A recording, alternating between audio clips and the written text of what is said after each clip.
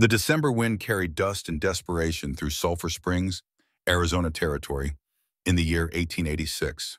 3 months had passed since Geronimo's surrender, and the town still wore its hatred like a badge of honor. Main Street lay empty except for the crowd gathered near the livery stable, their voices rising and falling like the caw of carrion birds circling prey.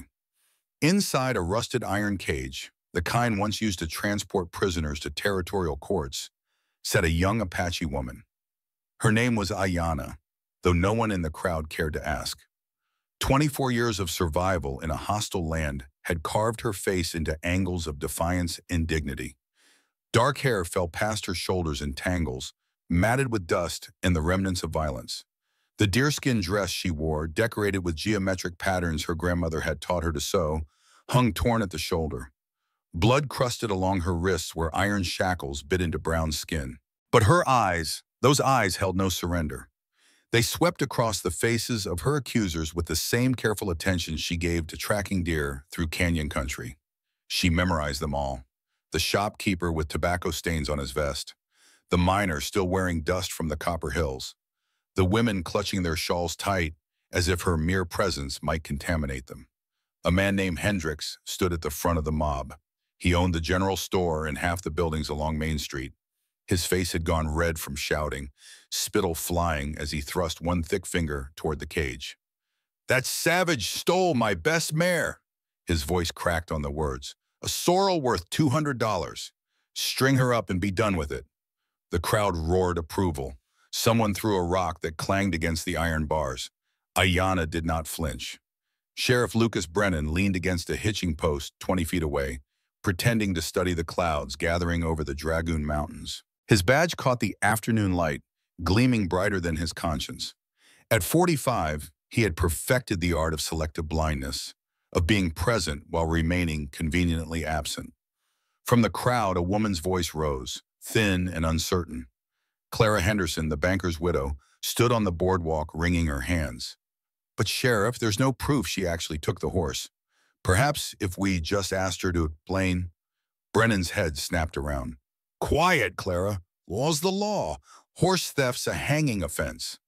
The truth sat locked inside Ayanna's memory, vivid as yesterday's sun. She had found the mare 3 days ago in the hills above Dragoon Springs. A Mustang, wild-born, wearing no brand. The animal had been struggling in a ravine, leg caught between rocks. Ayanna spent 2 hours freeing her, singing the old songs her mother had taught, the ones that soothed frightened creatures. The mare followed her willingly after that, recognizing a kindred spirit. But when Hendricks saw the animal outside town, something shifted behind his eyes. He knew cavalry officers at Fort Huachuca would pay top dollar for a horse already broken, already gentled. All he needed was to claim ownership, and here stood a convenient thief, an Apache. Nobody would question it. Nobody ever did. Ayanna spoke only once, her English broken but clear. "I did not steal." The crowd erupted. How dare she speak? How dare she defend herself? Their righteous fury doubled, tripled, feeding on itself like wildfire in dry grass. A boy slipped through the press of bodies, barely 14, with sandy hair and eyes too old for his face.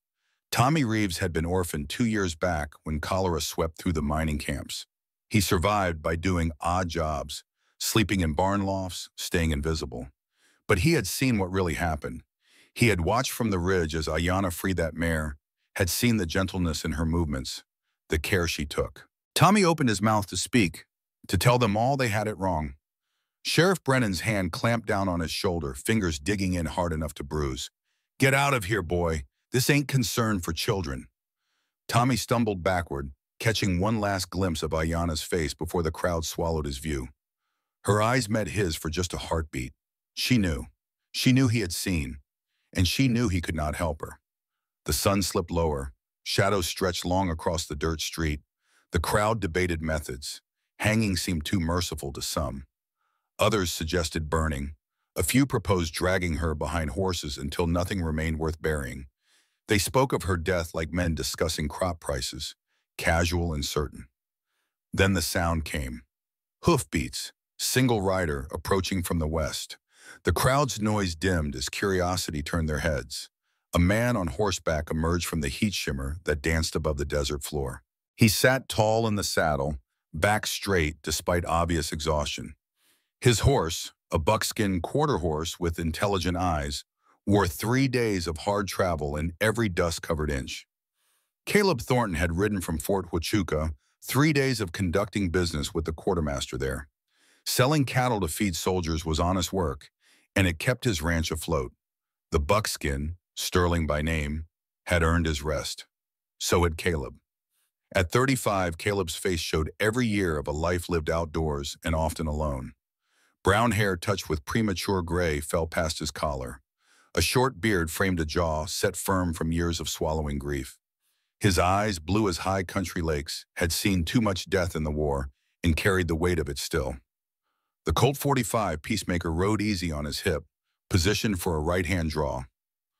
Not for show, Caleb Thornton was not a man who advertised violence. But anyone who had served in the war between the states knew that quiet men were often the most dangerous. They had nothing left to prove. Caleb reined Sterling to a halt 50 yards out. His gaze swept the scene with the tactical assessment of a former soldier. Crowd, cage, woman, mob justice brewing. He had seen this before, in other towns, other territories. It always ended the same way. Blood in the dust and nobody willing to claim responsibility. He dismounted slowly, movements deliberate, tied Sterling's reins to the hitching post outside the saloon. The crowd parted without conscious thought as he walked forward, their collective memory recognizing something in his bearing that made even angry men step aside. Caleb stopped 10 feet from the cage. His eyes found Ayana's. In that moment, something passed between them. Recognition, perhaps. Not of faces, but of souls equally scarred by a world that showed little mercy. Her shoulders straightened. Pride flickered across her features. Here stood a man who actually looked at her, not through her, who saw a person, not a problem to be eliminated. Caleb's voice, when he spoke, carried the low rumble of distant thunder. "What's the charge?" Sheriff Brennan pushed off the hitching post, irritation creasing his forehead. "Horse theft. Apache squaw stole Hendrick's mare." Caleb turned his attention to the shopkeeper. "Your mare? Which one?" Hendrick shifted his weight, suddenly uncomfortable under that steady blue gaze. "The sorrel with the white blaze, worth $200, maybe more." A pause stretched out, long enough for the wind to rattle loose boards on the livery roof. Caleb's expression never changed, but something flickered in his eyes, memory surfacing. "Sorrel with a white blaze." He repeated the words slowly as if tasting them. "I saw that horse 3 days back, near Dragoon Springs, running wild, no brand." A murmur rippled through the crowd. Hendricks's face darkened. "You're mistaken, Thornton. I don't mistake horses." Caleb's tone held no anger, no accusation, just flat certainty. "That's a Mustang, wild-born. You can tell by the way she carries her head, the shape of her hooves. She's never known a barn until recently." The sheriff's hand dropped to his gun belt, not threatening, just reminding everyone of his authority. "This ain't your business, Caleb." "When did she supposedly take the animal?" Caleb asked, still focused on Hendricks. "Yesterday morning." "Can't steal a wild horse." Caleb's words fell like stones into still water. "No ownership means no theft." "She's Apache!" Someone from the crowd shouted it, as if that explained everything. Perhaps in this town, this year, it did. "They're all thieves." Caleb turned slowly, making eye contact with the man who had spoken. The man looked away first. When Caleb spoke again, his voice had dropped even lower, barely above a whisper, yet every person present heard it clearly. "I'm buying her." The words hit like a thunderclap. The crowd's roar died to shock silence. Even Ayana's eyes widened slightly, the first crack in her stoic mask. Sheriff Brennan's mouth worked soundlessly for 3 seconds before words emerged. "What?" Caleb reached into his coat, pulled out a leather pouch heavy with coin. "She's not a horse thief, but if you need compensation." He counted out bills and silver dollars, his movements unhurried. "Here's 250, more than your mare's worth, Hendricks." Greed and confusion warred across the shopkeeper's face. He licked his lips, already calculating how that money could be spent. The sheriff found his voice. You can't just buy a prisoner. Indentured servitude. Caleb's words came clipped now, military precise. Legal under Arizona territory law. She works off her debt on my ranch. 7 years. Alternative to hanging. From the edge of the crowd, a new voice spoke. Doc Henry Wilson, 67 years old and the only man in Sulphur Springs whose education matched his compassion, stepped forward. His medical bag hung from one gnarled hand. He's right, Lucas. Indentured servitude's perfectly legal. Been used for debt payment since colonial times. You want to challenge territorial law, you'll need a judge. Nearest one's in Tucson, 80 miles away. Sheriff Brennan's jaw worked. He wanted to refuse. Every instinct screamed at him to assert his authority, to put this interference down hard. But Doc Wilson was right, damn him. And Caleb Thornton was not a man to cross lightly. Everyone in the territory knew the story, knew about his dead wife and child, knew about his war service, the commendations he never mentioned, knew he could drop a running coyote at 300 yards with that Winchester rifle he kept on his saddle. The sheriff forced a smile that looked more like a snarl. Fine, but she's your problem now, Thornton. When she murders you in your sleep, don't come crying to me. I won't. Caleb handed the money to Hendricks, who snatched it up like a man starving. Then Caleb turned to the sheriff. The cage. Brennan gestured irritably to a deputy who fumbled with keys at his belt. The lock clicked open. The iron door swung wide with a screech of protest. Caleb approached slowly, giving Ayanna time to understand, to choose. He pulled a small knife from his belt, the kind used for cutting rope and leather, and knelt beside the cage opening. I'm going to cut those shackles, he said quietly, directly to her. You're free to run if that's what you want. But if you stay, I'll give you food, shelter, and honest work. Your choice. Ayanna studied his face for a long moment. She had learned to read men the way others read books. This one carried pain in the set of his shoulders, loss in the lines around his eyes. But no cruelty, no hunger for power, just bone-deep weariness and something else, something that looked almost like understanding. She extended her wrists. Caleb worked the blade carefully between skin and metal, his touch surprisingly gentle for such large, calloused hands. The shackles fell away with a clatter. Ayanna rubbed her wrists, wincing as blood flow returned to compressed flesh. She stood slowly, legs numb from hours of confinement. The world tilted. Caleb's hand shot out, steadied her elbow until her balance returned. Then he released her immediately, respecting her space. Can you ride? He asked. She nodded. He led her to the Sterling, who snorted once but settled under Caleb's murmured reassurance. Caleb swung up into the saddle, then reached down.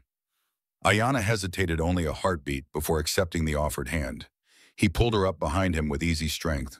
The crowd watched in stunned silence as Caleb turned Sterling toward the edge of town.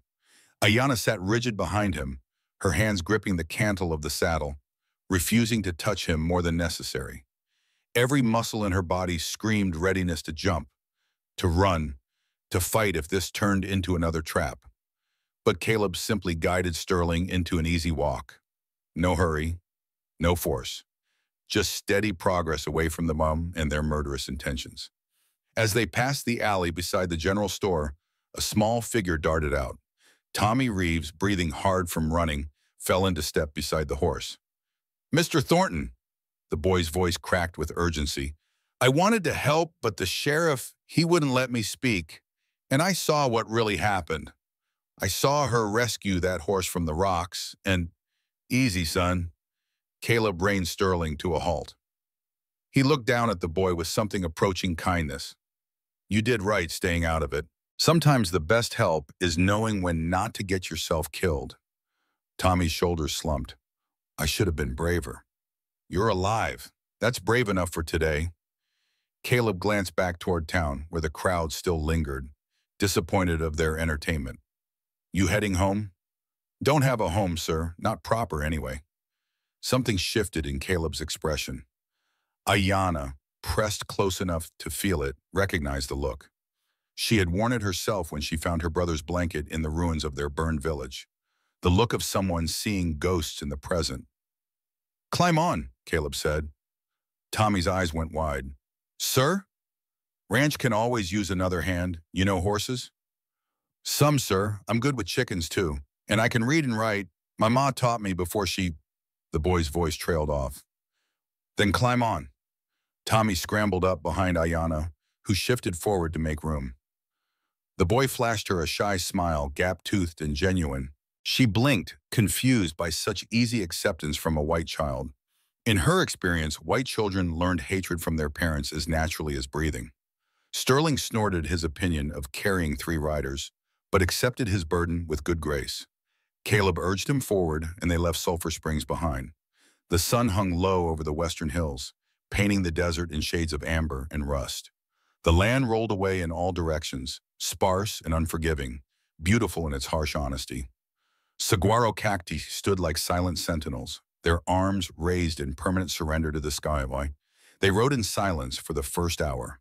Ayanna's mind raced through possibilities, contingencies, escape routes. The man who called himself Caleb Thornton had saved her from immediate death, yes. But men always wanted something. Always. She had learned that lesson in Blood and Fire 4 years ago.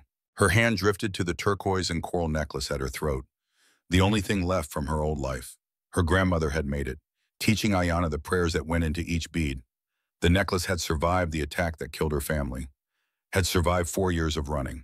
She touched it now for strength, for connection to something that had once been good and whole. Caleb felt the tension in the body behind him. He did not need words to understand. He had seen enough frightened creatures in his life, both animal and human, to recognize the signs, the rigid posture, the shallow breathing, the constant vigilance. He brought Sterling to a halt beside a dry wash where a few scrub bushes offered meager shade. Without a word, he dismounted and pulled his canteen from the saddlebag. He uncapped it, took a small sip, then held it up toward Ayanna. Water's clean, from my well. She stared at the canteen as if it might contain poison. Tommy, bless his young heart, piped up helpfully. Mr. Thornton's got the best water in 3 counties. Comes from deep underground. Tastes like nothing else. Ayanna's throat burned with thirst. She had not drunk since yesterday. Pride warred with survival. Survival won. She reached down and accepted the canteen. Their fingers brushed. She pulled back sharply, nearly dropping the container. Caleb stepped away, giving her space. He turned his attention to checking Sterling's hooves, pretending not to watch as she drank deeply. When she finished, she wiped her mouth and held the canteen out. He took it without comment and passed it to Tommy. They rode on. The landscape shifted gradually from desert scrub to high grassland. The Dragoon Mountains rose to the east, their peaks catching the last rays of dying light. A hawk circled overhead, calling its lonely song to the gathering dusk. Ayanna's thoughts drifted despite her efforts to stay alert. She thought of her mother who had taught her to weave and sing, of her father who had shown her how to track deer through snow without leaving prints, of her younger sister who had laughed like water over stones, and of Nahuel, her baby brother, only 8 years old when the Texas Rangers came. They had found a body afterward, small, burned beyond recognition. The soldiers said it was him. She had wanted to believe them because not knowing felt like leaving him behind. But the body had been too damaged. No way to be certain. And sometimes in the deep night, she still heard his voice, still saw his face, not dead, but alive somewhere, calling for her across impossible distance. False hope was cruelty, she told herself. She had searched the reservations when she dared. What boy than other Apache if they had seen a boy matching his description? No one had. He was gone. She had to accept that. She shook her head sharply, banishing the dangerous hope. The past was finished. Only survival mattered now. As true darkness fell, lights appeared in the distance. Not a town. Something smaller, more isolated. Thunder Mesa, Caleb said over his shoulder. My ranch. Another 20 minutes. Tommy perked up. You're gonna love it, miss. Mr. Thornton's got the finest barn in the territory, and the house has real glass windows. 4 of them. Despite everything, Ayanna felt a flicker of curiosity. She had not slept under a real roof in 4 years, had almost forgotten what it felt like to have walls between herself and the elements. They crested a low rise and Thunder Mesa spread before them. The house stood 2 stories tall, built from pine logs and local stone. Lamplight glowed warm in those glass windows Tommy had mentioned. A large barn painted red, though the color had weathered to rust in places, dominated the yard. Corrals stretched to the south where shadows moved. Cattle, maybe 80 head by her quick count. A windmill turned slowly in the evening breeze, its blades creaking rhythmically. It looked like civilization, like permanence. It terrified her more than the mob in Sulphur Springs. Caleb brought Sterling to a halt before the porch. He dismounted, then helped Ayanna down. She accepted his hand this time, if only because her legs had gone numb from the long ride. Tommy hopped down with the endless energy of youth and immediately ran toward the house. "I'll get water heated," he called back, "and start supper. You like beans, miss? We got beans and bacon." Ayanna stood in the yard feeling exposed and vulnerable in this open space. Caleb busied himself with unsaddling Sterling, his movements practiced and efficient. "You'll sleep in the spare room," he said without looking at her. "Upstairs, east side. Door has a lock, from the inside." She went very still. "Why you tell me this?" "Because it's your space, your privacy. I don't enter without permission. You own me now. Indentured 7 years. Why you give me lock?" Caleb finally turned to face her fully. In the dim light from the house, his expression was difficult to read, but his voice carried absolute conviction. "I don't own you. Nobody owns anybody. You're working off a debt, that's all. And everyone deserves a door that locks. Everyone deserves to feel safe when they sleep." Ayanna shook her head slowly, trying to make sense of this strange man. "What you want from me?" "Work, help with the ranch, horses mostly. You're good with horses. I saw how that mare followed you." "That all?" Suspicion laced her words. "That's all. In return, you get food, shelter, safety. At the end of 7 years, you leave with $500 in saved wages. Enough to start over wherever you want." "Why you help me?" The question hung in the cooling air. Caleb looked away toward the mountains now visible only as darker shapes against the star-filled sky. When he spoke, his voice had gone rough, scraped raw by memory. "Because someone should have helped my family, and no one did." Before Ayanna could respond, the door to the house banged open. Tommy stood silhouetted in the doorway, waving them inside. "Supper's on!" "Well, it will be in about 10 minutes. Come on, before it gets cold. I mean, before it gets hot. You know what I mean." Caleb allowed himself the ghost of a smile. "Come on, you must be hungry." He was right, she was. Hunger had been her constant companion for so long, she barely noticed it anymore. But the smell wafting from the house, bacon and coffee and fresh bread, made her stomach clench with sudden desperate need. She followed him inside. The interior surprised her. She had expected rough bachelor quarters, all dirt and disorder. Instead, she found clean plank floors, swept and cared for, simple furniture well made, books on a shelf, a stone fireplace where flames crackled cheerfully, real curtains on those glass windows. Tommy bustled around a cast-iron stove, talking nonstop as he worked. "So, I figure beans and bacon, and there's biscuits from this morning. They're a little hard, but if you dunk them in coffee, they soften right up. And oh, I found some dried apples in the root cellar. We could have those too if—" Caleb held up one hand. "Tommy, breathe." The boy stopped, grinned sheepishly. "Sorry, sir, I get excited." I noticed. But Caleb's tone held affection, not irritation. He gestured to a rough table with 4 mismatched chairs. "Sit, both of you." Ayanna lowered herself carefully into a chair, every muscle screaming protest. She had not sat on anything but dirt or stone in longer than she cared to remember. The chair felt alien, almost threatening in its comfort. Caleb disappeared up the stairs and returned a moment later with a thick blanket. He draped it over the back of her chair. "You're shaking, from cold or shock. Doesn't matter. This'll help." She pulled the blanket around her shoulders, astonished by its softness. Wool, real wool, not the rough trade blankets the Army distributed on reservations. This had been made with care, woven tight to keep out winter winds. Tommy served up the food with the enthusiasm of a puppy, beans steaming in wooden bowls, thick slices of bacon, biscuits that were indeed a bit hard but perfectly serviceable, coffee so dark it looked like midnight in a cup. Ayanna ate slowly at first, waiting for the trap to spring, waiting for the demand, the price, the moment when kindness revealed itself as manipulation. But Caleb simply ate his own meal in silence, occasionally correcting Tommy's table manners with a stern look. The food, simple as it was, tasted better than anything she could remember. Or perhaps she had simply forgotten what it felt like to eat without fear, without looking over her shoulder, without wondering if this meal would be her last. Tommy filled the silence with chatter. He told her about the chickens, who had names and personalities according to him, about the cattle, how they had to be moved to winter pasture soon, about the Mustangs Caleb had acquired last month, wild things that needed gentling before they could be sold. "That's where you come in," Tommy beamed at her. "Mr. Thornton said you have a gift with horses. He never says that about anyone. You must be really special." Ayanna glanced at Caleb, who had gone very still. He met her eyes briefly, then looked away, something like embarrassment coloring his weathered features.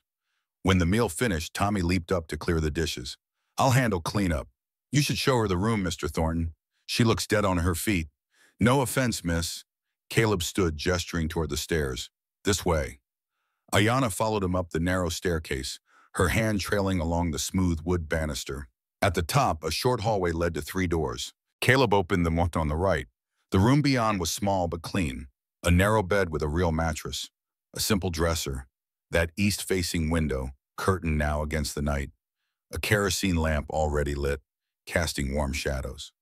"There's water in the pitcher," Caleb said, pointing to the dresser. "Basin's next to it. Tommy will bring up heated water in the morning if you want to wash properly." He paused, seeming to struggle with words. "The lock works. I tested it last week when the door started sticking.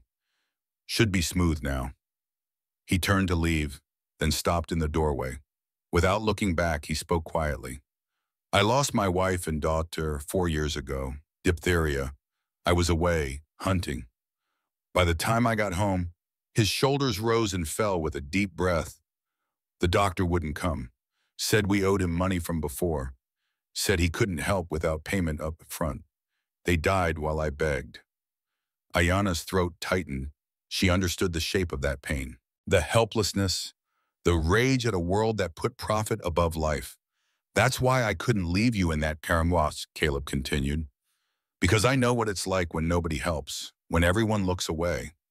Finally he turned, met her eyes. "You don't owe me gratitude. You don't owe me anything but honest work. That's the deal. That's all it is." He left before she could respond, pulling the door closed behind him. Ayanna stood frozen in the center of the small room. Slowly, hardly daring to believe it, she crossed to the door. Her hand found the lock. She turned it. The bolt slid home with a solid click. She was alone. Truly alone. Safe behind a locked door in a room no one could enter without her permission. The tears came then, hot and unexpected. She sank onto the bed, burying her face in her hands, and wept. For her family, for 4 years of running, for the terror in that cage, for the unexpected mercy of a stranger who asked for nothing but work. She cried until exhaustion claimed her. The last thing she heard before sleep pulled her under was the distant sound of Caleb's voice downstairs, talking quietly with Tommy. The words were indistinct, but the tone carried through the floorboards. Patient, kind, safe. Downstairs, Caleb stood by the fireplace, staring into the flames. Tommy had gone to bed in his own small room off the kitchen. The house settled into nighttime silence. Doc Wilson's words from 6 months ago echoed in his memory. "You can't save everyone, Caleb. You can't bring them back by rescuing every stray that crosses your path." "I know that," Caleb had replied. "Do you? Because from where I stand, you're collecting lost souls like some men collect stamps." Maybe the old doctor was right. Maybe Caleb was trying to atone for failures that could never be undone. Margaret and little Emma would not come back no matter how many people he helped. But standing there in that crowd today, seeing Ayanna's eyes so fierce and proud despite the cage, he could not walk away. Not again, not ever again. Caleb checked the doors, banked the fire, and climbed the stairs to his own room. Through the thin walls, he heard nothing from Ayanna's room. Good. She needed rest. Tomorrow would bring new challenges, teaching her the routine, integrating her into the work. dealing with whatever fallout came from today's confrontation in town. But those were tomorrow's problems. Tonight, for the first time in 4 years, Thunder Mesa Ranch housed more than one lost soul seeking redemption. As Caleb lay down on his narrow bed, he allowed himself one quiet prayer. Not to the God he had stopped believing in when his family died, but to something more abstract. Fate, luck, the universe itself. Let this work, he whispered to the darkness. Let her find some peace here. Let me do this one thing right. Outside, the wind carried the scent of coming winter across the high desert. The stars wheeled overhead in their eternal dance. And in a small room with a locked door, an Apache woman slept without fear for the first time in 1,600 days. The first night of their uncertain alliance passed in silence and unexpected grace. Neither of them knew it yet, but they had both just taken the first step on a path that would test everything they thought they knew about survival, trust, and the possibility of home. The story had begun. Dawn broke cold over Thunder Mesa, painting the eastern sky in shades of copper and gold. Ayanna woke to unfamiliar softness beneath her, momentarily disoriented by the absence of hard ground and open sky. Her hand flew to the knife she always kept close, fingers closing on empty air before memory returned. The cage, the stranger, the locked door. She sat up slowly, every muscle protesting. Through the east window, pale light revealed a landscape transformed by morning. The desert stretched away in all directions, painted in color she had almost forgotten during 4 years of survival. Not just brown and gray, but purple sage and rust-colored earth, the deep green of juniper and the silver white of winter grass. From downstairs came the sound of movement, pots clanging, the smell of coffee, bacon sizzling in a pan. Her stomach clenched with hunger, but she remained still, listening, learning the rhythms of this new place before committing herself to its patterns. A soft knock at her door made her tense. Miss Ayanna, Tommy's voice bright with morning energy. Mr. Thornton says breakfast is ready. He made extra bacon on account of you probably being hungry. And there's eggs, real ones, not the dried kind. She crossed to the door, hesitated with her hand on the lock. Trust had to start somewhere. She turned the bolt. Tommy stood in the hallway grinning, his sandy hair sticking up in all directions. Morning, did you sleep good? I bet you did. That bed's way better than barn lofts. I know because I slept in barn lofts for near about a year before Mr. Thornton took me in. The boy's enthusiasm was overwhelming, but something about it felt genuine. Not the false cheerfulness of someone seeking favor, but the simple joy of a child who had found safety and wanted to share it. Come on, Tommy urged. Food gets cold fast in December. She followed him downstairs. Caleb stood at the stove, his back to them, moving with the efficient economy of a man long accustomed to cooking for himself. He had already been outside, his boots carried fresh mud and his hair was damp, slickened back from washing at the pump. He glanced over his shoulder as they entered. Morning, you sleep? Ayanna nodded, not quite ready for words. Good. He gestured to the table where 3 plates waited, already loaded with food. Scrambled eggs, thick slices of bacon, biscuits with butter and honey. More food than she had seen in a single meal for longer than she cared to remember. They ate in relative silence, broken only by Tommy's occasional commentary on the chickens' personalities or the weather forecast based on how the cows were standing. Ayanna ate slowly, watching Caleb from beneath lowered lashes. He moved with deliberate care, she noticed. His left leg showed a slight stiffness when he walked, favoring it almost imperceptibly. An old injury, long healed, but never quite forgotten. When the plates were clean, Caleb pushed back from the table. Tommy handles the garden and chickens. I manage cattle and horses. You will help me with the horses. He paused, studying her face. You know horses? For the first time since arriving, Ayanna spoke more than a single word.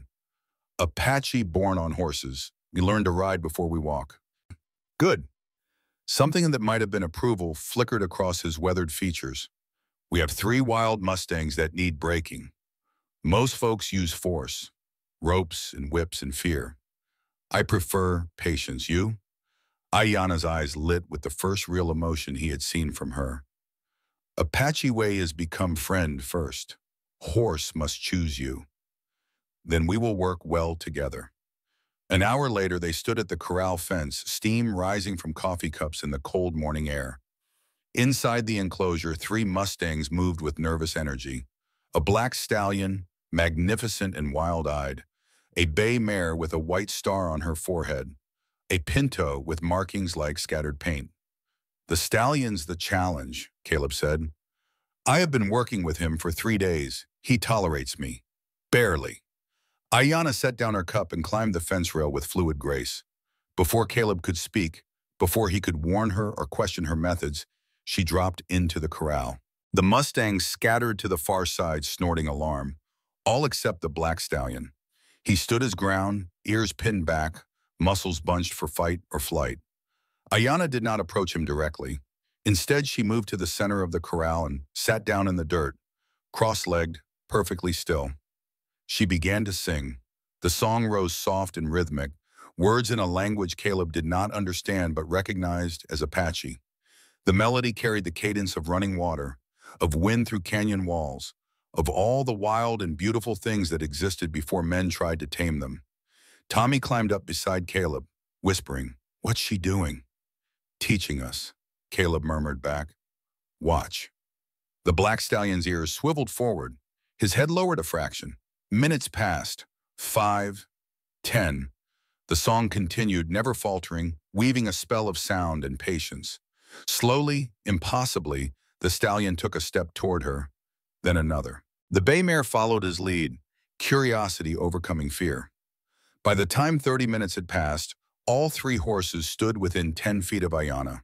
The black stallion stretched his neck, nostrils flaring as he caught her scent. She remained motionless, eyes half closed, still singing that ancient song. The stallion's muzzle touched her shoulder, gentle as falling snow. Caleb felt something shift in his chest. He had gentled horses all his life, considered himself skilled at the work. But this, what he was witnessing now, this transcended skill. This was art. This was understanding at a level that had nothing to do with technique and everything to do with connection. Ayanna's hand rose, slow as sunrise, and touched the stallion's jaw. He did not flinch. She stroked the dark coat, fingers finding the places that itched, that hurt, that needed attention. The horse's eyes half closed in pleasure. "Sweet mercy," Tommy breathed. "It took you 3 days just to get close enough to touch him, Mr. Thornton." "I know." Caleb's voice held equal parts admiration and something else, respect. Recognition that he stood in the presence of someone whose gifts exceeded his own. Ayanna stayed in the corral for another hour, working with all 3 horses, letting them become accustomed to her voice, her smell, her presence. By the time she climbed back out, the black stallion had accepted a rope halter and allowed her to drape a blanket across his back. She stood beside Caleb at the fence, slightly out of breath, her eyes bright with an emotion he could not quite name. Joy, perhaps, or purpose. The look of someone doing the thing they were born to do. "You have a gift," he said quietly. She looked at him, surprised. "It's just how my father teach me, how his father teach him." "Then your father was a wise man." A shadow crossed her face, quick as a hawk's passing. "He was, before they kill him." Caleb wanted to ask who, when, how, but the wall had come back up in her eyes, and he knew better than to push. Pain revealed itself in its own time, or not at all.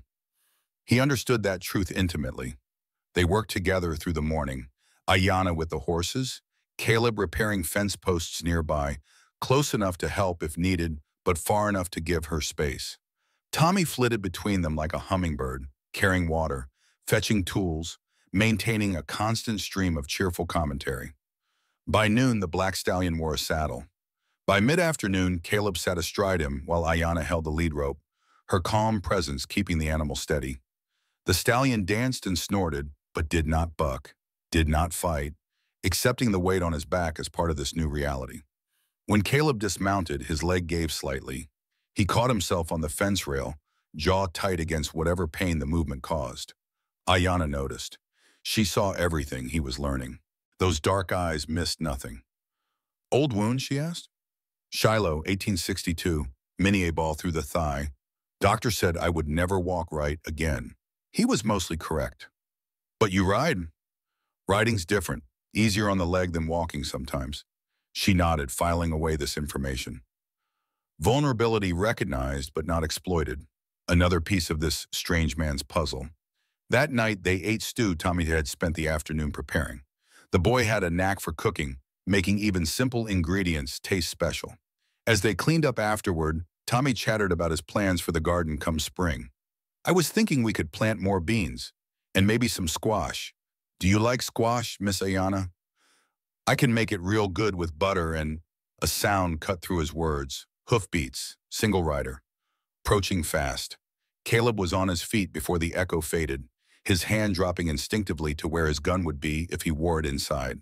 He did not. The peacemaker hung on a peg by the door, close but not on his hip. He had stopped wearing it in the house years ago after Emma had reached for it with curious toddler hands. Tommy, take Ayana upstairs. But Mr. Thornton, now! Something in Caleb's tone killed all argument.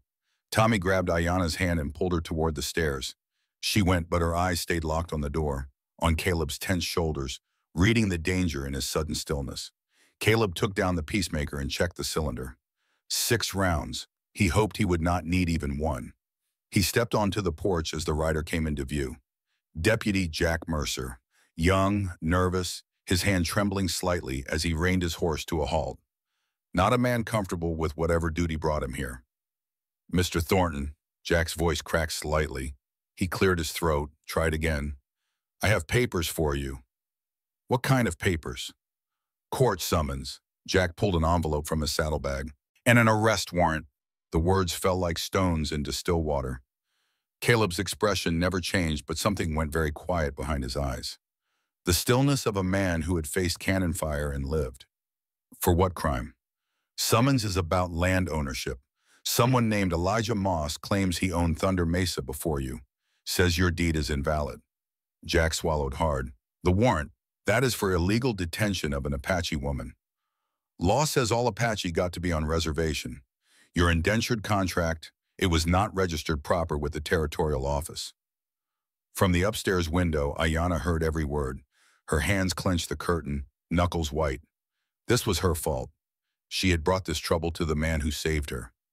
The old familiar guilt rose like bile in her throat. Caleb's voice, when he spoke, remained perfectly calm. When is the hearing? 3 days, December 18th. And bail for the arrest?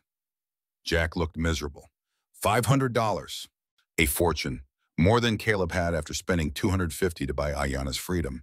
He had maybe $240 left from the cattle sale. Not nearly enough. Before Caleb could respond, the front door banged open. Tommy ran out, clutching a small wooden box to his chest like it contained his heart. I have it. Well, some of it. The boy's face was flushed, eyes bright with tears he refused to shed. He thrust the wooden box forward. My pa's savings, before the mine accident. He told me where he hid it, in case something happened. $160. It ain't enough, but with what you got. Caleb's chest ached. The boy was offering the last piece of his father. Tommy, no. His voice went rough. That's all you have left of him. You're what I got of a father now, sir. Tommy's voice cracked. You gave me a home when nobody else would. You taught me to read better.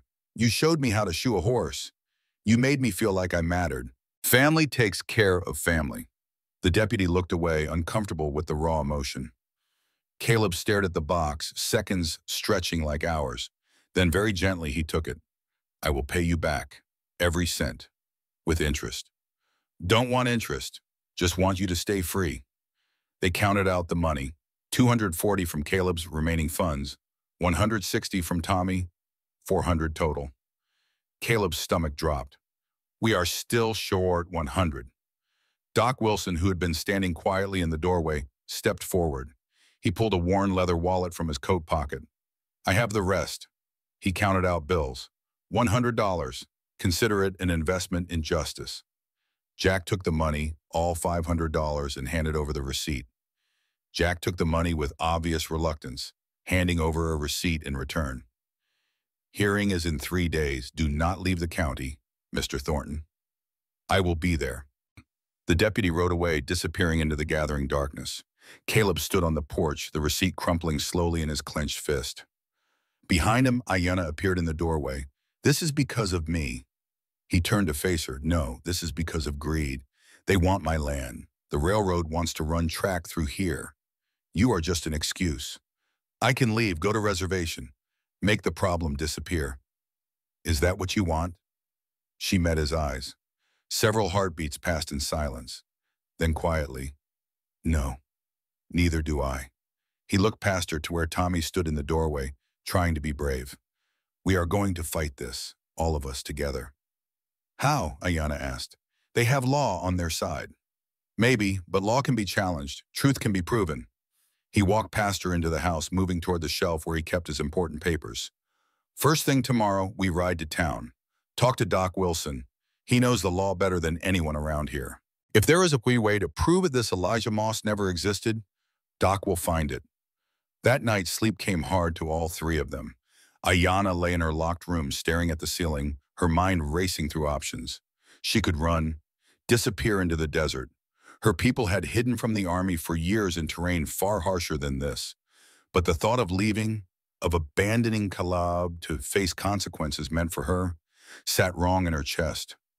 Downstairs, Caleb pored over his deed by lamplight, memorizing every word, every signature, looking for weaknesses, for proof, for anything that might help. The paper was legitimate. He knew it was. The sale had been honest, the price fair. But honest did not always matter when powerful men wanted what you had. In his small room off the kitchen, Tommy lay awake, his empty savings box open beside him. He did not regret giving the money, not for a second.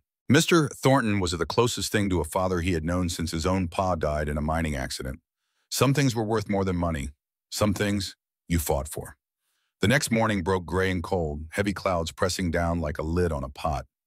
Caleb saddled Sterling and a gentle mare for Ayanna. They left Tommy to mind the ranch, despite his protests. The ride to Sulphur Springs took 2 hours. They did not speak much.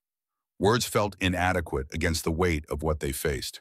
Doc Wilson's office sat above the general store, accessed by an outside staircase. The old man answered their knock, unsurprised to see them. "Figured you would come." He gestured them inside. "Coffee?" "Answers," Caleb said. Doc poured coffee anyway, strong enough to strip paint.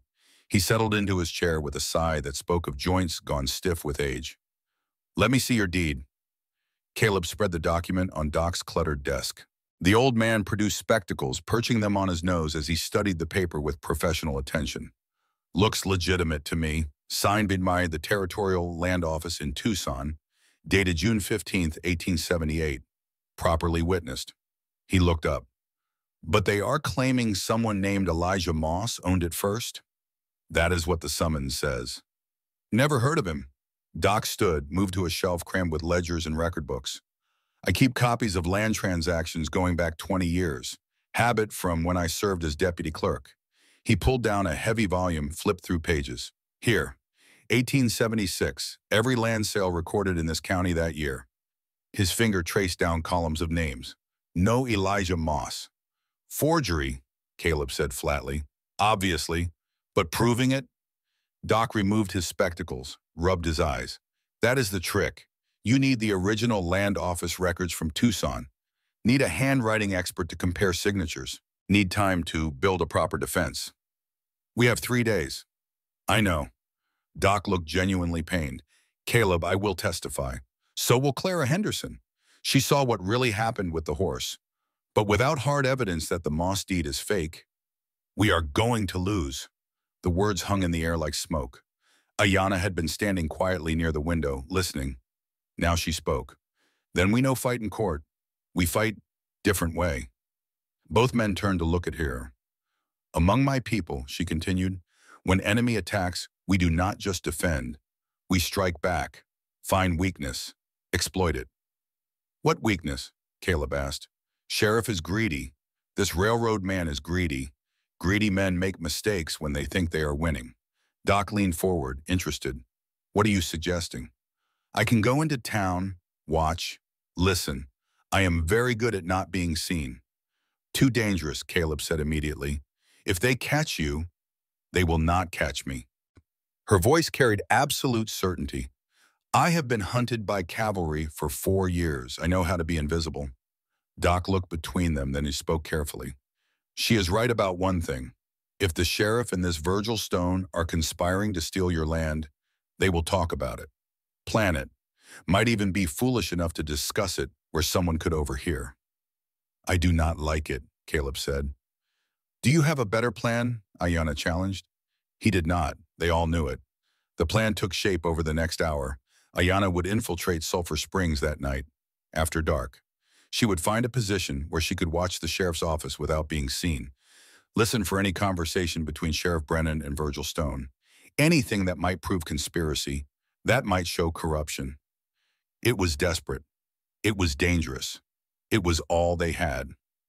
They rode back to Thunder Mesa in silence, each lost in their own thoughts. As they approached the ranch, Tommy came running from the barn, waving his arms. Ryder's been here, 2 men. They were looking around, measuring things. Caleb dismounted quickly despite his bad leg. Did they say what they wanted? No, sir, but they had surveying equipment. I seen them stakes before. Railroad uses them. Ayanna walked to where Tommy pointed. Sure enough, wooden stakes had been driven into the ground, each one stamped with initials. V.S. Railroad Company. 3 miles from the house, in a straight line that would cut right through the best grazing land. They are already planning the route, she said quietly. They are so sure they will win, they have started the work. Caleb's jaw set hard. Then we make sure they are wrong. That night, after a tense supper none of them really tasted, Ayanna prepared to leave. She changed into her darkest deerskin dress, braided her hair tight against her skull. No jewelry, nothing that might catch light or make noise. Caleb watched her preparations with growing unease. I should come with you. No, you are too big, too white. You would be noticed. She checked the small knife at her belt. I have been doing this since I was young. I will be fine. Tommy hugged her quickly, fiercely. Be careful. Please. I will. At the door, Caleb caught her arm gently. If anything goes wrong, you run, you understand. You do not try to be brave. You run. She looked at his hand on her arm, then up at his face. Something passed between them in that moment. Understanding, trust. The fragile beginning of something neither could name yet. I will come back, she said. You better. She disappeared into the darkness like smoke dissolving. One moment there, the next simply gone. Caleb stood on the porch long after she vanished, staring into the night, fighting the urge to saddle Sterling and follow. Tommy appeared beside him. She'll be okay. She's smart. Smart people die too, Caleb said. I have seen it happen. They went inside. Neither slept. They sat at the kitchen table, playing cards without seeing them, listening to the clock tick, waiting. Ayanna moved through the desert like wind through grass, silent, unseen. She reached Sulphur Springs just after midnight. The town slept, windows dark, streets empty. Only the saloon showed light, and the sheriff's office. She climbed to the roof of the building adjacent to the sheriff's office, a defunct grain warehouse. The flat roof gave her a perfect vantage point. She settled near the ventilation gap, a space where 2 boards did not quite meet, and listened. Voices drifted up. 3 men. She recognized Sheriff Brennan's whiny drawl immediately. The second voice was smoother, educated, dangerous. Virgil Stone. The third voice she did not know. Cold, flat, a man for whom killing was business, nothing more. The hearing is in 2 days, Virgil was saying. Judge Carver will rule in our favor. I made sure of that. You paid him off? Brennan's voice held equal parts greed and nervousness.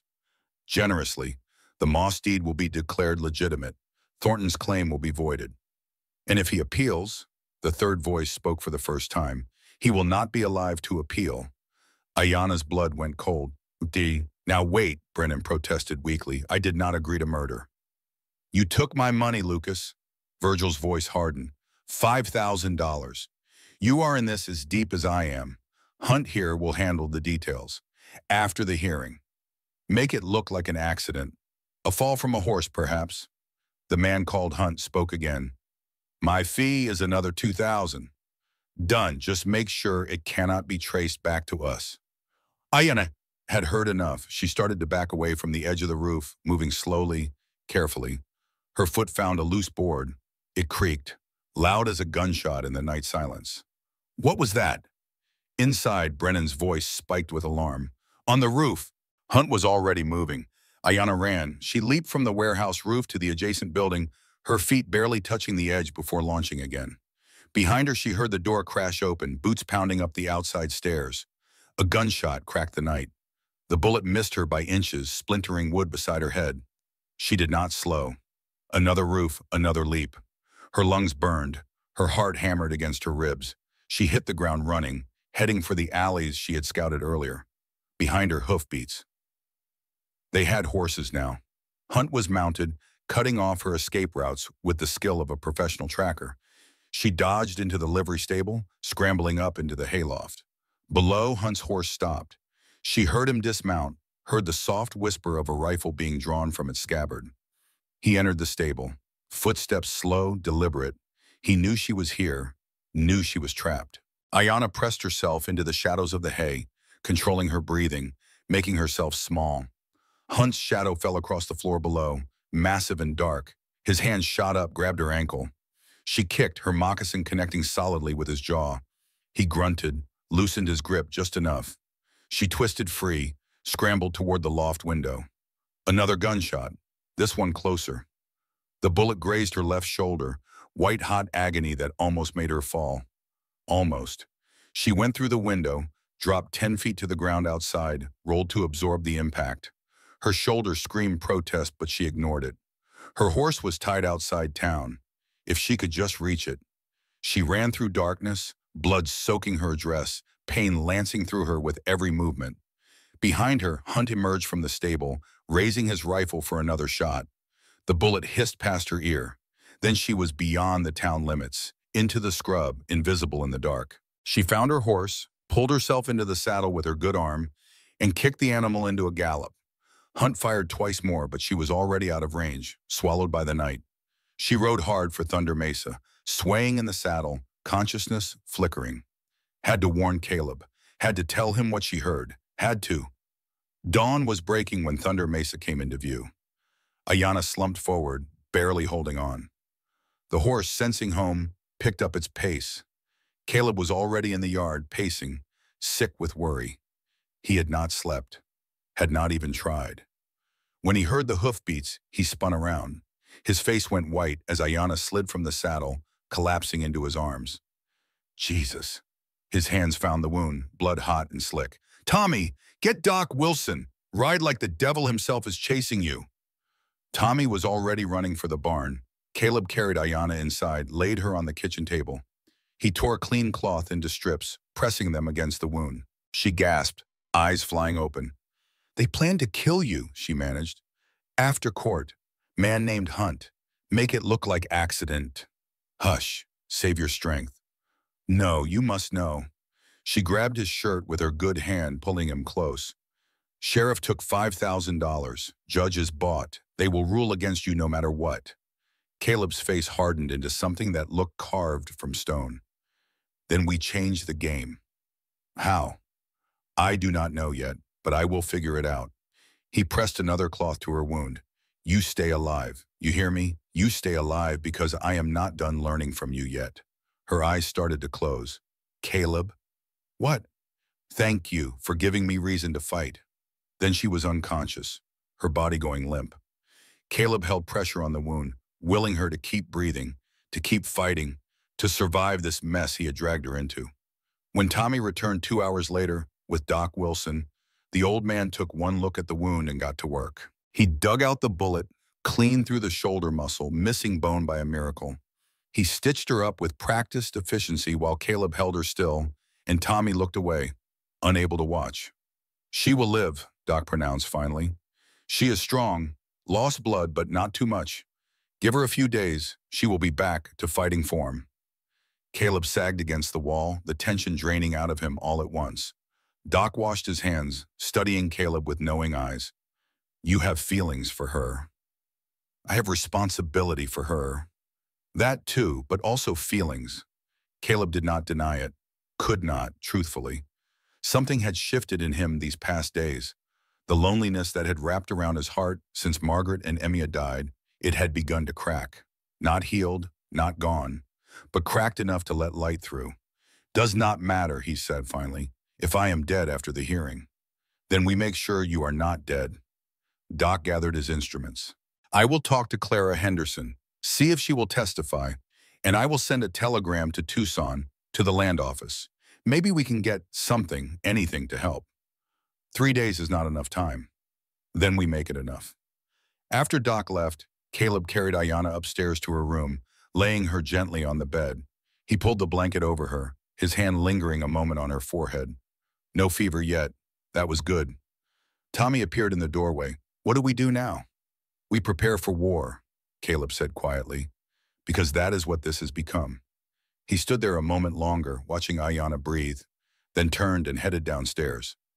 There was planning to do, defenses to prepare. He had survived Shiloh and Atlanta, had lived through watching his family die. He would be damned if he let corrupt men with false deeds take everything he had left. The storm was coming, but Caleb Thornton had weathered storms before, and this time, he was not alone. 2 days had passed since the infiltration. 2 days of healing, planning, and the impossible reunion with Nahuel. Now on the morning of December 18th, the day of reckoning had arrived. The pain woke her before dawn, a burning line of fire across her shoulder that pulled Ayanna from dreams of running through canyons she would never see again. She opened her eyes to the familiar ceiling of her room at Thunder Mesa, memory flooding back in pieces. The rooftop, Hunt's cold voice, the bullet, Caleb's hands, gentle and sure, holding her together. She sat up slowly, testing her limits. The shoulder protested but held. Doc Wilson's stitching was tight and clean, the wound dressed with herbs that smelled of sage and something sharper. Apache medicine mixed with white man's skill. The old doctor knew more than most about the healing ways of different peoples. Dawn light crept through the window, painting everything in shades of gray and gold. From downstairs came the sound of voices. Low, urgent, planning. Ayanna stood, swaying slightly as blood rushed to her head. She steadied herself against the dresser, breathing through the wave of dizziness. Her dress hung on a peg, cleaned of blood, mended where the bullet had torn through. Someone had done that. Tommy, probably. The boy had gentle hands. She dressed carefully, each movement deliberate to avoid jarring the wound. When she was ready, she unlocked her door and descended the stairs. The kitchen table was covered with papers, maps, deeds, legal documents spread like weapons across worn wood. Caleb stood bent over them, his finger tracing property lines. Doc Wilson sat to his left, spectacles perched on his nose, reading from a thick ledger.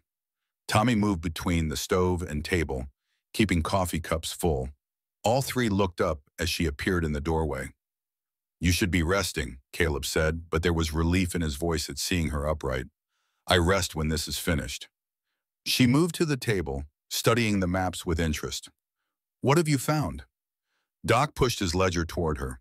"Records going back to 1870, no Elijah Moss anywhere. Not in land sales, not in mining claims, not in marriage or death certificates. The man never existed." "So we can prove the deed is false?" "In theory, yes. In practice?" Doc shook his head. "We need the original filed documents from Tucson. That is 80 miles away. The hearing is tomorrow." Tomorrow. The word hung heavy in the morning air. "There is more," Caleb said quietly. He pulled out a journal, old and leather-bound, pages yellowed with age. "This belonged to Samuel Garrett, the man I bought Thunder Mesa from. Tommy found it yesterday while searching the attic for anything that might help." Tommy beamed with pride despite the circumstances. "It was in a trunk under old blankets." Caleb opened the journal to a marked page. "Listen to this. June 10th, 1878. Sold Thunder Mesa to Caleb Thornton today. $3,000, fair price for good land. He is a fair man, honest in his dealings. I trust he will care for this place better than I did." He looked up. Samuel's signature is at the bottom. It matches the one on my deed exactly.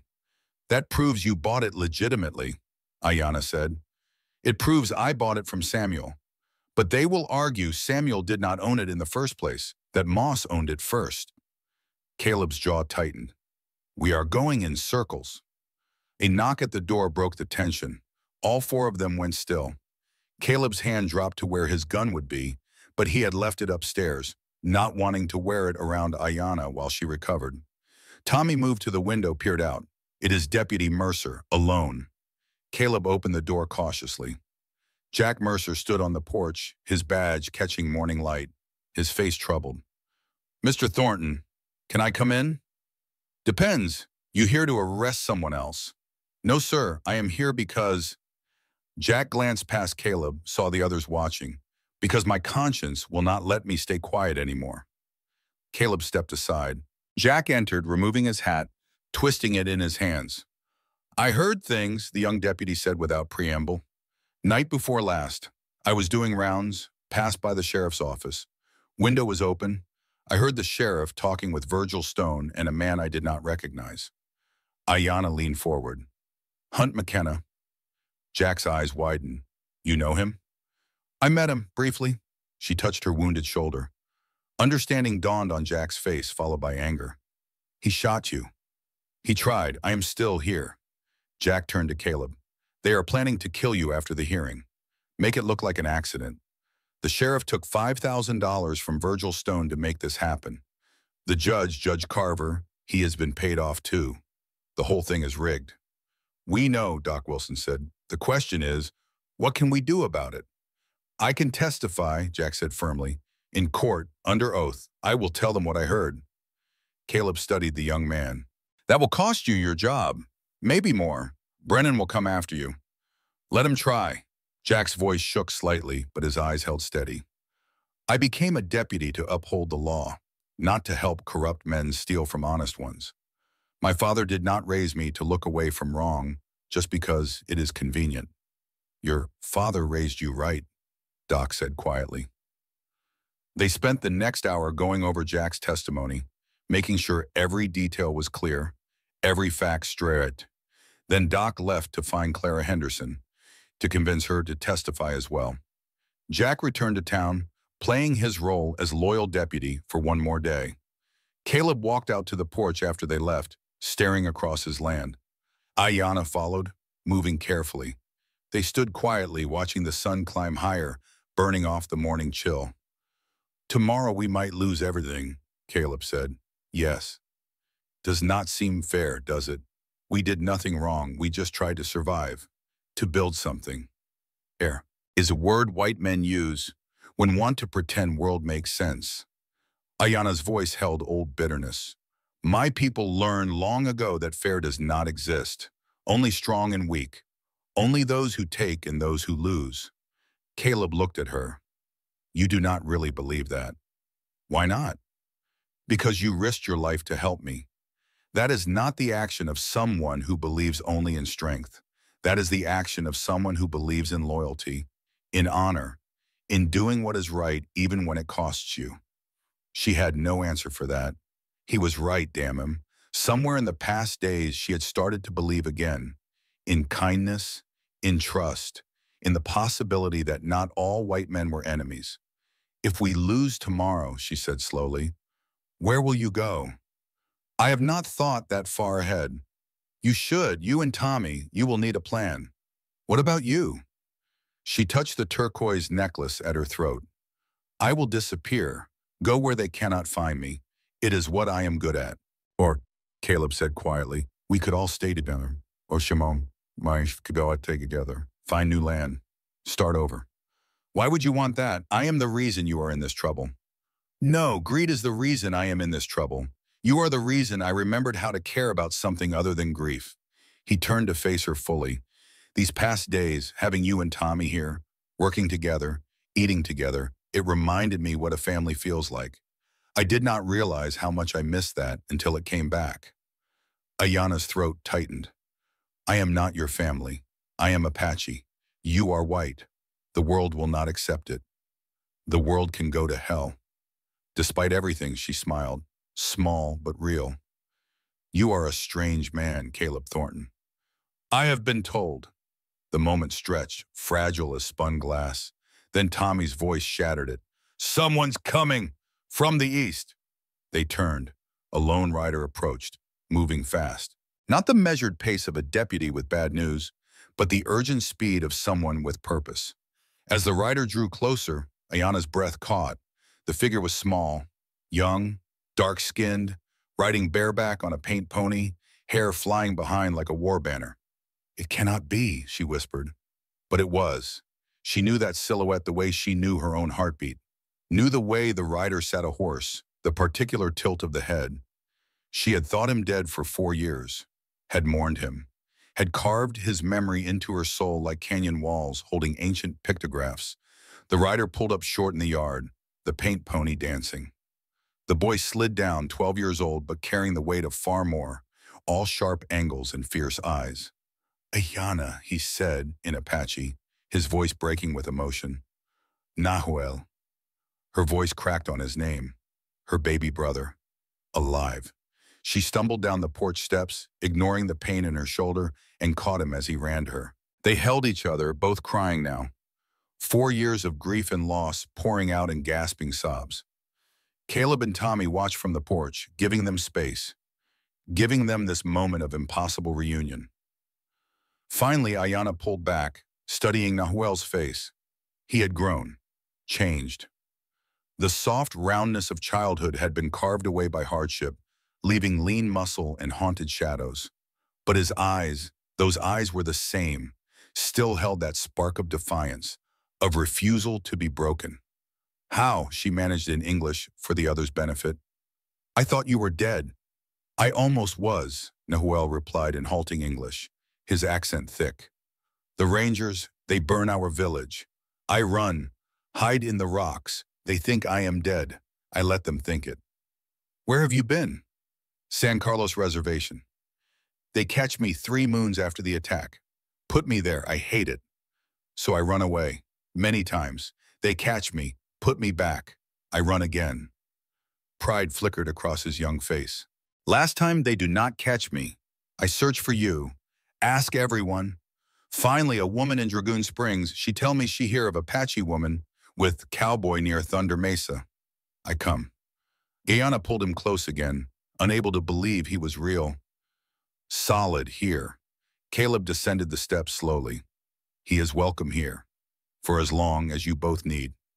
Nahuel studied Caleb with the wary assessment of someone who had learned not to trust easily.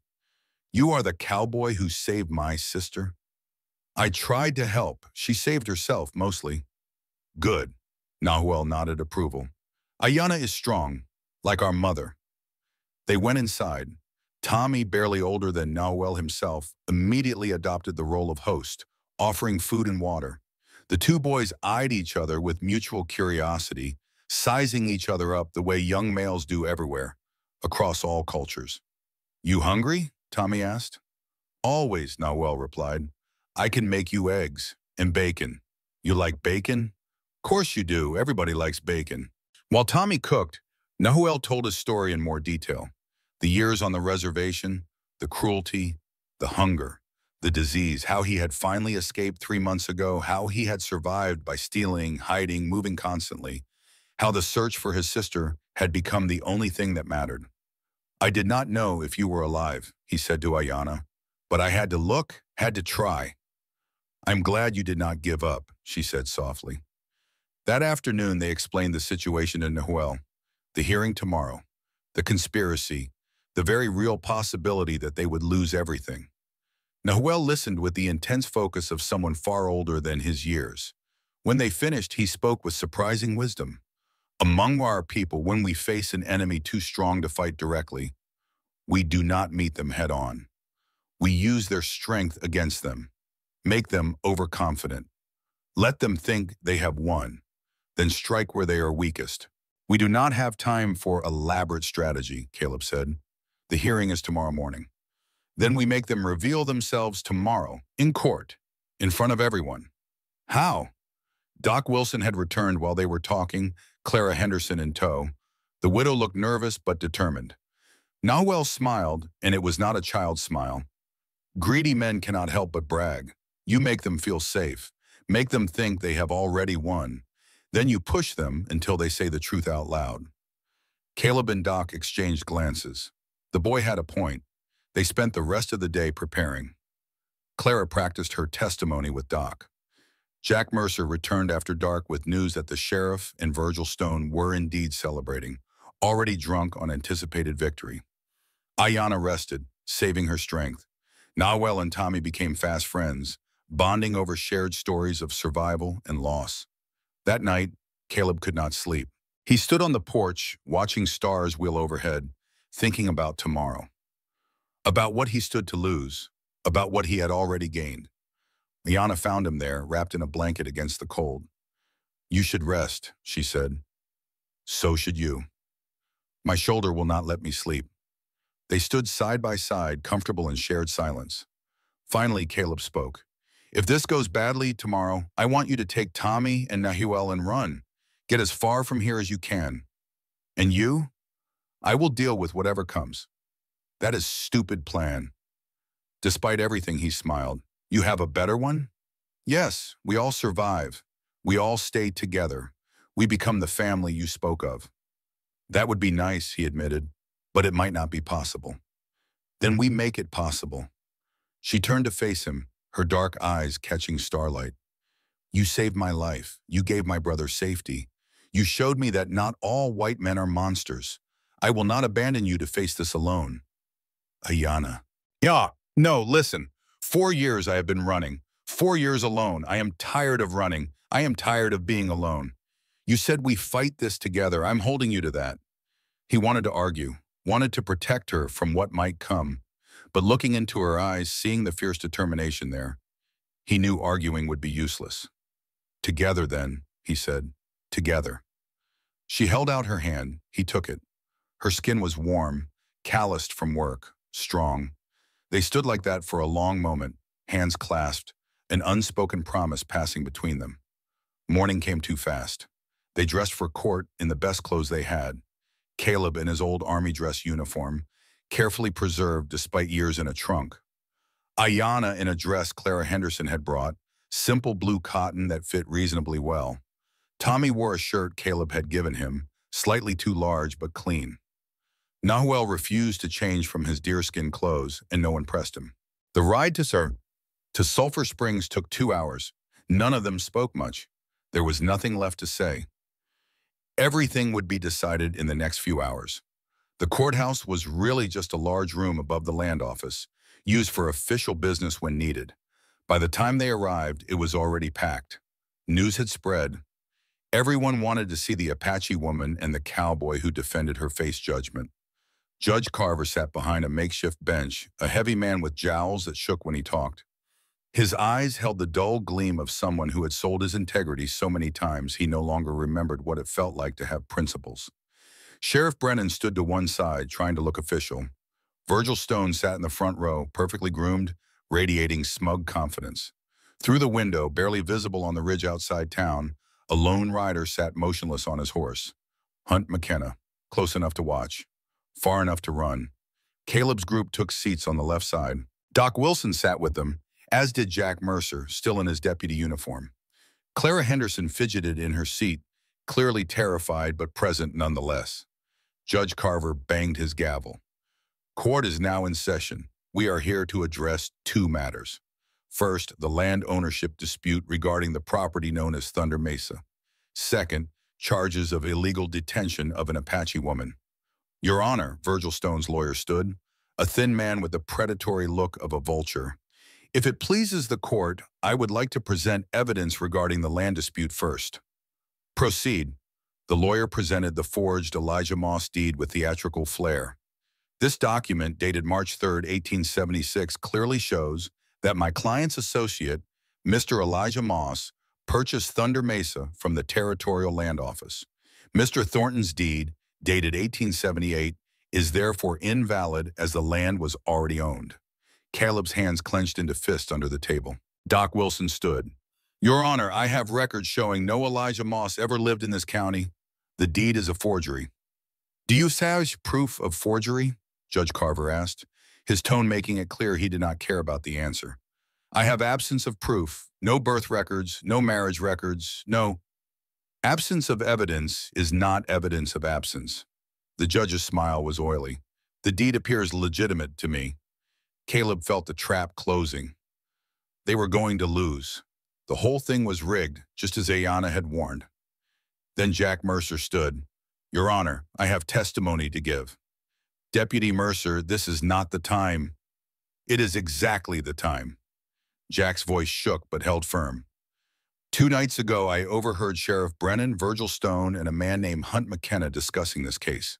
The sheriff admitted he had been paid $5,000 to ensure Mr. Thornton's deed was declared invalid. Virgil Stone admitted he had paid you, Judge Carver, to rule in his favor." The courtroom erupted. Judge Carver's face went purple. "You are out of order, Deputy." "And they discussed having Mr. Thornton killed after this hearing, made to look like an accident." "That is a lie." Sheriff Brennan lunged toward Jack, but Doc Wilson stepped between them. "Is it?" Doc's voice cut through the chaos. "Because I have a witness who heard the same conversation. A witness who was shot by Hunt McKenna for overhearing it." All eyes turned to Ayanna. She stood slowly, turned, and pulled down the shoulder of her dress just enough to show the bandage, the blood seeping through. She stood slowly, turned, and pulled down the shoulder of her dress just enough to show the bandage, the blood seeping through. "Hunt McKenna shoot me." She spoke slowly, pointing to her shoulder. "3 night ago, I on roof, I hear them talk. They plan kill Mr. Thornton. After court, make look like accident." She paused, searching for words. "Sheriffs say he take money, $5,000. I hear all." Hunt stood in the back, his hand dropping to his gun. "She is lying. She is Apache. They all lie." "Then why did you shoot her?" Caleb was on his feet now, his voice carrying the authority of a man who had commanded soldiers in battle. "If she is lying, why try to kill her to keep her quiet?" Virgil Stone stood, trying to regain control. "Your Honor, this is absurd. The ravings of criminals, and I have proof." Jack pulled papers from his coat. Withdrawal records from the Sulphur Springs Bank. $5,000 taken from the railroad company account 2 weeks ago, deposited into Sheriff Brennan's personal account. The sheriff's face had gone from red to white. "I can explain that. And I have a telegram from the Tucson land office." Doc held up a paper. "Arrived this morning. States that no deed for Thunder Mesa was filed in 1876. The first deed on record is Caleb Thornton's, dated 1878. "That is impossible," Virgil shouted. "I had that deed authenticated by—" "By whom?" Caleb asked quietly. "By the same forger who created it?" The room went silent. Virgil Stone realized his mistake too late. He had just admitted the deed was created, not discovered. Judge Carver's gavel banged weakly. "This court is in recess while I—" "No." Clara Henderson stood, her voice surprising everyone with its strength. "No more recess. No more delays. I watched you people try to lynch an innocent woman. I watched you forge documents and bribe officials. I will not stay silent anymore." Other voices joined hers. Townspeople who had watched in silence, troubled by what they saw but afraid to speak. Now, with others speaking first, they found their courage. The tide had turned. Hunt McKenna saw it happening, saw his payday evaporating. His hand went for his gun. "Do not." Caleb's voice cracked like a whip. He had not drawn his peacemaker, but his hand rested on it, and something in his eyes made Hunt freeze. "You are good, I can see that, professional. But I fought in a war where professional soldiers died by the thousands. I survived Shiloh. I survived Atlanta. I will survive you." Hunt's hand moved away from his gun slowly. "I was just doing a job. Find a better job." Sheriff Brennan tried to run. Jack Mercer caught him at the door. "You are under arrest, Lucas, for conspiracy, bribery, and attempted murder." Judge Carver sat frozen, his corruption laid bare for all to see. Doc Wilson approached the bench. "I believe you should recuse yourself from this case, Judge, given your obvious conflict of interest." The judge looked around at the hostile faces, at the angry crowd, at his ruined career. He stood without a word and walked out, leaving his gavel behind. In the chaos that followed, a new judge was hastily summoned from the neighboring county. A real judge, known for fairness. He reviewed the evidence in under an hour. "The Moss deed is clearly fraudulent," he declared. "Caleb Thornton's ownership of Thunder Mesa is legitimate and shall not be challenged. Furthermore, all charges against Mr. Thornton regarding the Apache woman are dismissed. The indentured servitude contract, while unusual, was entered into voluntarily and is legal. He banged the gavel. This court is adjourned. Caleb felt the weight lift from his shoulders all at once. They had won. Through the window, he caught a glimpse of the lone rider turning his horse away from town, disappearing into the desert. Hunt McKenna denied his pay, but not his pride. Caleb knew they had not seen the last of him. Against all odds, through courage and truth, they had won. Ayanna touched his arm. We did it. We did. Outside the courthouse, townspeople approached to apologize, to shake Caleb's hand, to welcome Ayanna. Not all of them. Some still glared with hatred and distrust. But enough. Enough to matter. That night should have been peaceful. Should have been celebration. But Caleb knew better. Men like Virgil Stone did not accept defeat gracefully. And Hunt McKenna was still out there, unpaid but still dangerous. They rode back to Thunder Mesa as the sun set, alert for trouble. It came just as they reached the ranch. Smoke, billowing black against the evening sky. The barn was on fire. Caleb kicked Sterling into a gallop. They reached the yard to find flames consuming the barn, the terrified cattle breaking through fences, scattering. And standing in the yard, rifle in hand, Hunt McKenna waited. No pay? Hunt called out. No reason to keep you alive. He raised the rifle. Caleb drew his peacemaker, but Hunt was faster, already aimed, already squeezing the trigger. An arrow took him in the shoulder before he could fire. Hunt spun, shocked, to see Nahuel standing 50 feet away, bow drawn for another shot. The boy had been practicing in secret, keeping alive the skills his father had taught him. You leave my family alone, Nahuel said in Apache, then again in English. Hunt dropped the rifle, clutching his shoulder.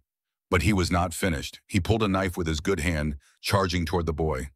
Ayanna stepped between them despite her wounded shoulder. She had no weapon, but she had lived 4 years by her wits and her courage. She did not flinch. Hunt's knife came up. Caleb's shot rang out, precise and clean. The bullet hit Hunt's knife hand, sending the weapon spinning away. Hunt dropped to his knees, both arms wounded now, beaten. It is over, Caleb said, walking closer, peacemaker still aimed. You have lost. Tommy and Nahuel were already organizing a bucket brigade for the barn. The fire had not spread far, only one section burned, salvageable. By the time Deputy Jack Mercer arrived with reinforcements, Hunt McKenna was tied up, the fire was out, and the cattle were being rounded back up.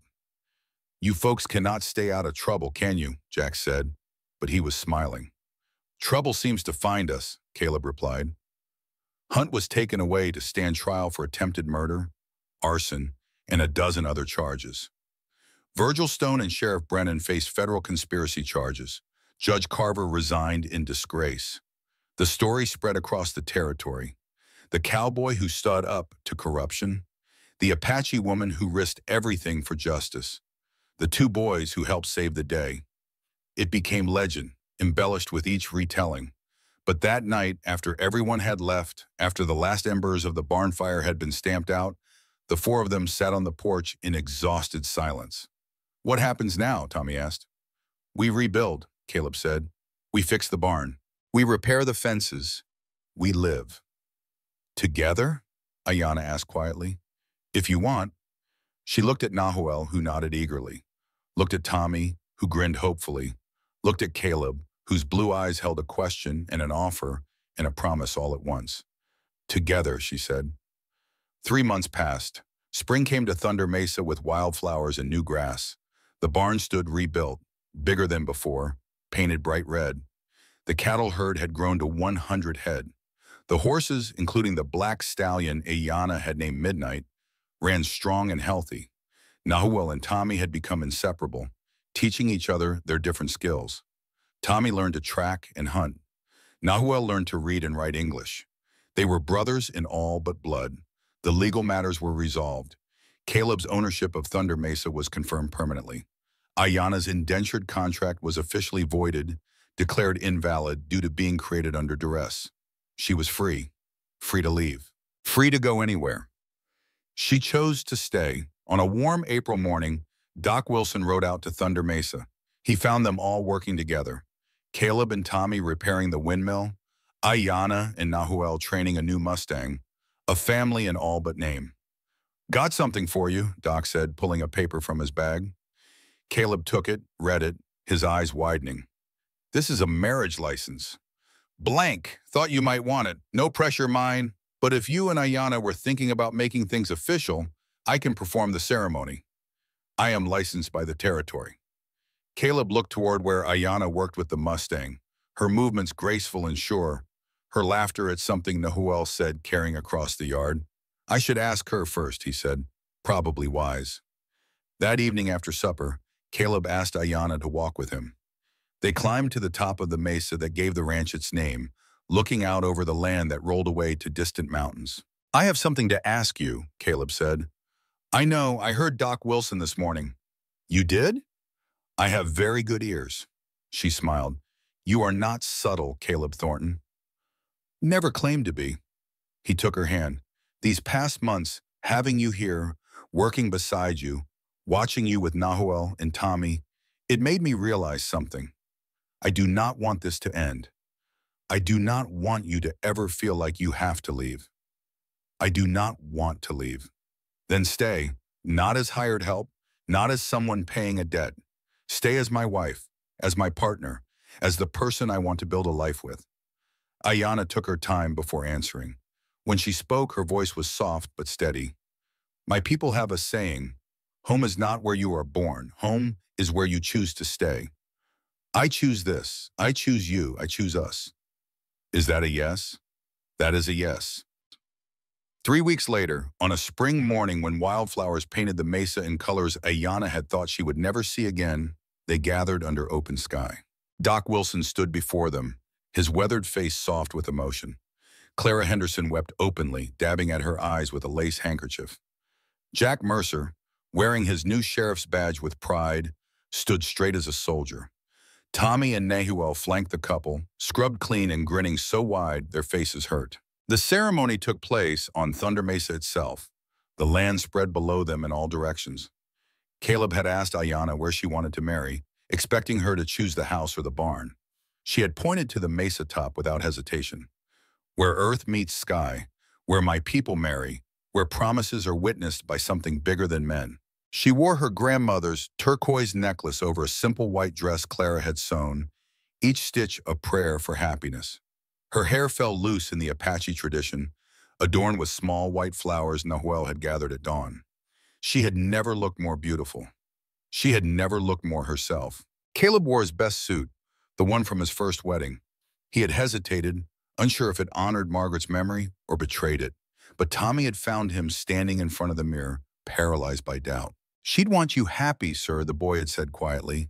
She'd want you to live. And so he wore it, a bridge between the man he had been and the man he was becoming. Doc opened his worn Bible, then closed it again. I could read you words written by men who never knew this land, never knew what it means to choose love over hate, to choose courage over fear. But I think we need different words today. He looked at Caleb. Repeat after me. I, Caleb Thornton. Caleb's voice was steady, though his hands trembled. I, Caleb Thornton, take you, Ayana, as my wife. I promise to see you as you are, not as the world demands you be. I promise to stand with you, to fight beside you, to build with you a home where love matters more than law, where family is made by choice, not blood. I promise this until my last breath, and if there is anything beyond, I promise it there too. Ayana's turn. She spoke first in Apache, the old words, the promises her mother had spoken, her grandmother before her, the words for joining two lives into one path. Then, in careful, slow English, she translated, I, Ayana, take you, Caleb. I promise to walk beside you, to make home with you, not because I must, but because I choose. You save me from cage, but more, you save me from believing all men are enemies. You give me back hope. You give me back my brother. You give me family. I promise you my strength, my loyalty, my heart, all of it, until the end. Her grammar stumbled, but her meaning shone clear as desert sun. Tommy sniffled loudly. Nahuel elbowed him, grinning. Doc's voice thickened with emotion. Then by the power vested in me by this territory, and more importantly, by the love I witness here, I pronounce you husband and wife. He smiled. Caleb, you may kiss your bride. Caleb's hand cupped her face, gentle, asking permission even now. Ayanna rose on her toes and their lips met as the wind carried the scent of sage and new grass across the mesa. Tommy whooped. Nahuel let out a war cry that echoed off the distant mountains.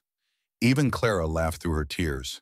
And on Thunder Mesa, under the endless Arizona sky, two people who should never have met, who should never have survived, who should never have been allowed to love, promised themselves to each other before earth and sky and the family they had chosen. That night, as stars filled the sky and a cool breeze carried the scent of sage across Thunder Mesa, the four of them sat on the porch. A family forged not by blood, but by choice, by courage, by the decision to stand together against a world that said they should not exist. "Tell us a story," Tommy asked Nahuel. "What kind of story?" "A good one, with adventure." Nahuel grinned. "I know one, Jean, about a warrior who fell in love with a spirit woman and how their love changed the world." As the boy began to speak, his voice rising and falling with the rhythm of ancient storytelling, Caleb and Ayanna sat close together, her head on his shoulder, his arm around her waist. They had survived the cage and the conspiracy, had defeated greed and corruption, had found family in the most unexpected places. But more than that, they had found home, not in the land itself, though the land was beautiful, not in the house, though the house was strong.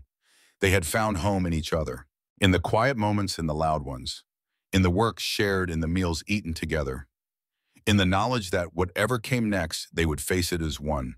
Nahuel's story wound through the darkness, weaving magic and hope into the night air. Tommy listened with rapt attention. Caleb closed his eyes, feeling the warmth of his wife beside him, the sound of the boys' voices, the solid weight of home. He had lost everything once: wife, child, hope. But life, he had learned, was not a single story. It was chapters, some ending in tragedy, some beginning in unexpected grace. This chapter, the one that started in a cage in Sulphur Springs and led to this moment, to this family, to this peace, this was the one he would remember when his time came. This was the one that made all the pain before it worthwhile. "Are you happy?" Ayanna whispered, quiet enough that only he could hear. "More than I thought possible." "Good." She squeezed his hand. "Me too."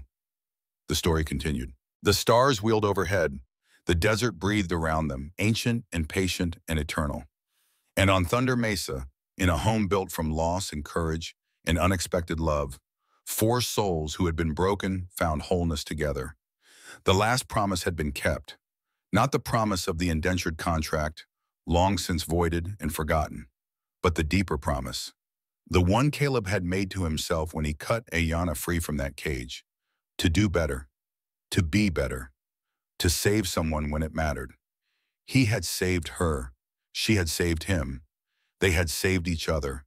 And in doing so, they had created something that would endure long after they were gone. A family, a home, a legacy of choosing love over hate, courage over fear, together over alone. The story ended. Tommy yawned. Nahuel stretched. The night grew late. "Bedtime," Ayanna said, and the boys groaned but obeyed, heading inside with the easy obedience of children who know they are loved. Caleb and Ayanna remained on the porch a moment longer, watching the moon rise over the Dragoon Mountains, casting silver light across their land, their home, their future. "Thank you," she said. "For what?" "For seeing me. Not an Apache, not a savage, not a problem to be solved. Just me. Thank you for staying, for choosing this, for choosing us." They sat in comfortable silence as the night deepened, two people who had found against all odds what every soul searches for: a place to belong, a reason to fight, a home worth keeping. The wind carried their story across the desert, whispered it to the mountains, wove it into the fabric of the land itself. And Thunder Mesa remembered, would always remember, the cowboy and the Apache woman, the two boys, the family that should not have been but was. The last promise kept the end.